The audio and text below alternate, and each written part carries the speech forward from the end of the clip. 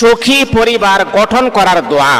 দেখেন, আমরা কে না চাই যে আমাদের পরিবারের সকল সদস্যরা খুব ভালোভাবে চলুক, আমাদের পরিবারটা সুন্দর হোক, পরিপাটি হোক, আমাদের পরিবারটা ফুটন্ত গোলাপের মতো সুন্দর হোক। আমরা কে না চাই?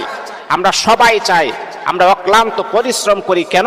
আমাদের পরিবারের মানুষ যেন সুন্দরভাবে চলতে পারে, খাইতে পারে, ঘুমাইতে পারে, তাদের জীবনটা যেন সুন্দর হয়। আমরা সকলেই কিন্তু চাই। কিন্তু আমার রাসূল 1400 বছর আগে তিনি বলে দিয়েছেন সুন্দর কিভাবে তোমরা গঠন করবা, পরিবার কিভাবে সুন্দর করবা। আমার রাসূল আমাদেরকে টেকনিক, প্রসেস, টিপস আমাদেরকে শিক্ষা দিয়েছেন। আসলে দেখেন, অনেকে মনে করি যে টাকা পয়সা হইলেই মনে হয় সুন্দর পরিবার হয়, সুন্দর পরিবার গঠন করা যায় না। অসম্ভব।